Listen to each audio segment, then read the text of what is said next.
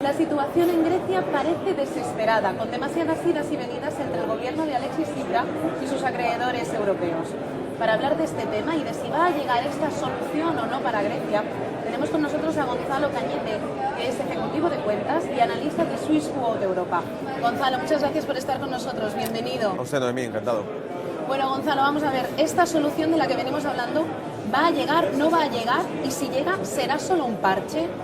Bueno, en principio yo creo que la situación es bastante delicada para Grecia y para Europa también, porque no hay que olvidar que Grecia significa un punto de referencia para todo lo que ocurra a partir de ahora. Así que es el bache en el camino con el que se enfrenta Europa a nivel político, a nivel institucional y sobre todo también a nivel económico. Aunque parece que está muy descontado, creo que en parte el descuento que tenemos de mercado está reflejándose más bien en el mercado de bonos. Y esto hace semanas que lo comentamos ya. Decíamos, bueno, al parecer Grecia no está afectando mucho a las primas de riesgos de las zonas periféricas europeas. Cuidado, porque quizás sí está afectando, solo que tratan de mantener la calma y no hay que olvidar que el Banco Central Europeo es el que controla esas primas de riesgos. Pero vemos que el mercado de bonos de renta fija en Europa empieza a tener ciertas distorsiones.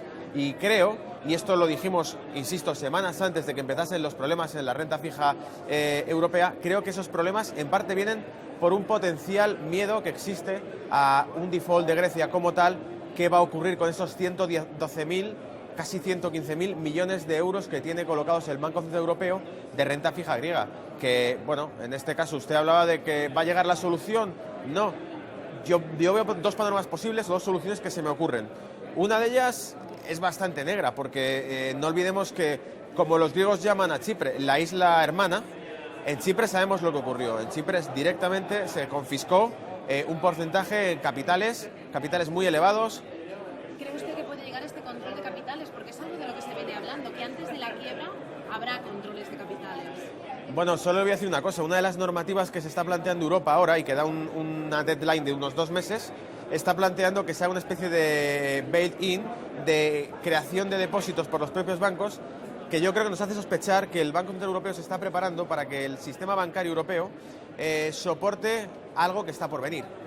Puede ser bueno una medida como esta. Nos habla de que más o menos la medida sería que los acreedores y los propios accionistas de los bancos son los que respalden el crédito bancario. Es decir, yo creo que apunta en la dirección de que el rescate bancario no será incondicional y con un cheque en blanco en un futuro. Lo que da miedo es que se le ponga una deadline tan corta. Entonces, ¿hacia dónde apunta eso? Creo que se están preparando para algo y ese algo puede ser la turbulencia que cree Europa, el default de Grecia en la renta fija en Europa. Entonces, por lo que usted me está diciendo, da la sensación de que todas estas negociaciones no es más que un ganar tiempo para prepararse ante un escenario que todo el mundo da por sentado a nivel institucional. Sin duda, y no solo ganar tiempo, sino tratar de también maquillar el mercado en lo posible para que no aparezca descontado sobre los precios algo que ya más de un analista y sobre todo más de un buen entendido que comprenda bien el terreno macro en el que nos movemos, se esté figurando qué es lo que puede estar ocurriendo. ¿Puede haber esa confiscación de fondos como ocurrió en Chipre? Yo lo veo muy rocambolesco. Ya en su momento me pareció una medida soviética de hacer ese tipo de cuestiones. Solo que el sistema bancario de griego está prácticamente seco. No hay que olvidar, y recordamos a la gente que nos escuche, que el cash, la liquidez del gobierno regional, de los distintos gobiernos locales griegos, se ha canalizado hacia el Banco Central de griego para hacer frente a los pagos de ahora de junio, porque no hay que olvidarlo, junio es la última oportunidad realmente. Técnicamente ya no hay dinero. Y el Banco Central también ha canalizado el cash que tenía disponible al Banco Central de Grecia, pese a que ha insistido en que las pensiones se seguirán pagando. Pero está completamente exprimido. O sea, el dolor que siente el sector bancario griego tiene que ser altísimo. Y esa es la carta además que está jugando Alemania. Alemania, estoy seguro que dice, bueno, estos no aguantan más, porque realmente está seco el sistema bancario en Grecia. Descontado además, desde diciembre de 2014 veíamos salidas de capital muy elevadas de Grecia, por lo tanto no hay fondos. Pero es que los griegos también, estoy seguro, que juegan la carta de decir, esto es lo que quiere el pueblo griego, lo que ha votado la gente, y este es mi programa político, y como contra eso no se pueden enfrentar a nivel institucional, pues dice, es una cuestión de tiempo, porque si yo quiebro, provoco una distorsión en todo el sistema bancario europeo. Vemos que es un tema con muchísimas facetas que abarca, o sea, las reminiscencias son, van por todo el sistema europeo, institucional, político, bancario. Me gustaría explorar un poquito más el tema de los bonos que estaba usted mencionando, porque si bien se ha visto esta última semana, hemos tenido un susto, se ha empezado a ver una venta en bonos. ¿Qué está pasando? ¿Sigue valiendo la pena mantenerse con activos dentro de este mercado de renta fija en Europa? Bueno, es que aquí hay una peculiaridad. La parte que puede tildar de miedo a esa bajada que está yendo la renta fija, primero es que se está produciendo muy rápido. O sea, no son alarmantes los repuntes que está dando la deuda, incluso la española o la italiana. No son alarmantes porque seguimos estando con tipos de interés normales, pero se están produciendo de manera muy rápida, muy inmediata. Y eso es lo que asusta, si puede haber un aluvión o un desplome de la renta fija en Europa. Creo que aquí hay dos factores muy importantes. Uno viene de lejos, y es que durante los últimos años de crisis, los niveles de endeudamiento de los gobiernos, no solo europeo, el de Estados Unidos está igual, son muy altos. Si nos estamos acercando a un cambio en la tendencia de los mercados en el que se suban los tipos de interés... ¿Cree usted que puede haber este cambio de tendencia? Porque hay analistas que piensan que esto de momento en la renta fija es un alto en el camino y que a partir de septiembre se reanudará la tendencia anterior. Yo creo que no habrá subida de tipos de interés. Si es lo que usted me pregunta, yo estoy convencido de que retirar la QE de Estados Unidos supuso 2-3 amagos que hizo la Reserva Federal hasta que finalmente decidió retirarla. Cada vez que anunciaban la retirada, caían los mercados, había inestabilidad. ¿Es usted partidario de que Yellen va a hacer caso a las recomendaciones que está recibiendo de organismos internacionales como el Fondo Monetario Internacional y va a esperar a 2016? Estoy muy seguro de que muy probablemente no haya ninguna necesidad de que Yellen lo suba. Es más, le diré otra cosa, las divisas más fuertes del mundo son el euro y el dólar. Y en este panorama, tal como está ahora mismo el euro y con la propia QE, no hay necesidad de una subida de tipos de interés porque ya de por sí el dólar se está fortaleciendo bastante. De manera que técnicamente no tiene necesidad de subir los tipos de interés. Pero respecto a lo que decía anteriormente, es que si existiese, no solo es la Reserva Federal, también es el Banco Central de Inglaterra el que está hablando de posibles subidas de tipos. Y no hay que dudar que en el Consejo, pese a que es una minoría porque no alcanza el tercio, en el Consejo del Banco Central de Inglaterra se ha propuesto ya, en las últimas actas que se han hecho en más de una ocasión, distintos miembros, la posible subida de tipos de interés, igual por enfriamiento de la economía, por control del sector inmobiliario. O sea, hay como indicios y voces que van anunciando que se acabaron estas políticas expansivas de los bancos centrales, excepto el europeo, claro está, pero no sabemos cuándo llegará. Es como si estuvieran tratando de preparar al mercado antes de que llegue con muchísima antelación. Y el problema es que cuando llegue, las cifras de deuda que tenemos son tales, a nivel gubernamental en Europa, que aquí hay dos maneras de salir de una subida de tipos de interés. Una es el crecimiento, la otra es el default, porque no queda otra. Cuando el capital que te han prestado implica que tienes que tener un interés, o has crecido por encima de ese interés, o tú no tienes dinero para devolverlo. De manera que nos metemos en un problema gordo. Creo que además, fíjese, por enraizarlo todo, la época que estamos viendo de petróleo ultra controlado, ultra intervenido y muy bajo, es un momento que se está haciendo adrede para colocar el panorama propicio para que Europa salga de este bache.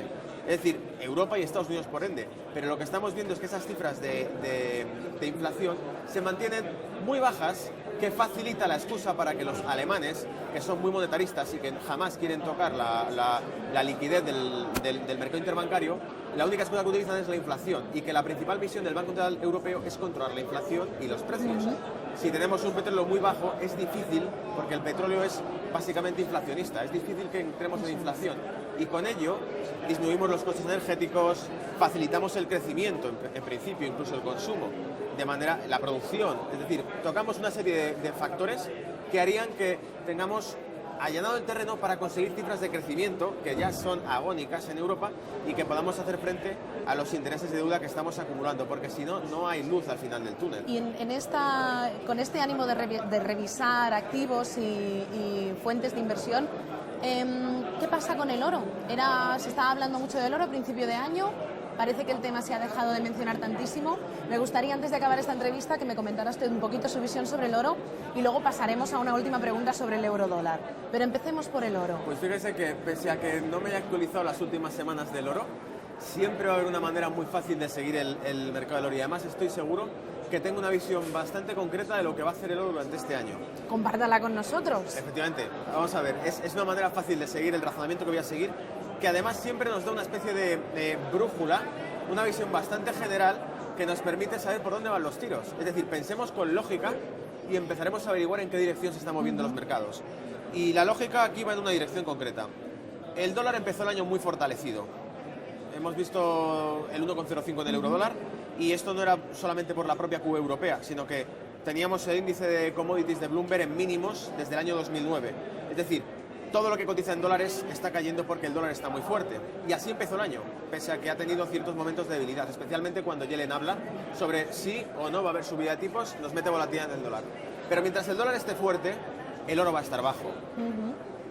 Cuando veamos que los datos, como se ha especulado y algunos sustos han entrado durante el último mes, algún dato macro estadounidense sale trastocado o sale más negativo de lo que esperábamos, va a afectar al dólar, porque por extensión van a poner en tela de juicio si la recuperación de Estados Unidos es como se considera o no. Incluso invito a que la gente que lo escuche lo investigue.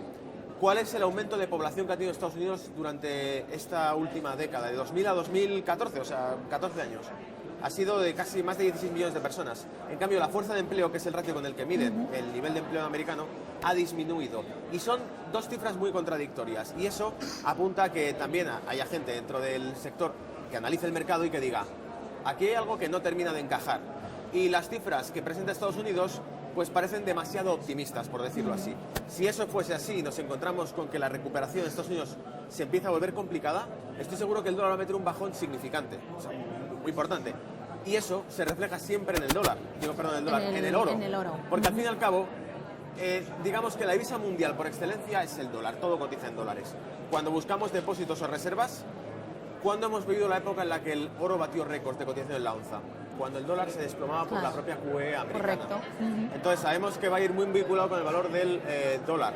Lo que haga el oro vendrá si el dólar empieza a enfriarse. Ya empieza el año muy fuerte, por lo tanto es muy probable que cualquier bajón que tenga nos dé un repunte en el oro.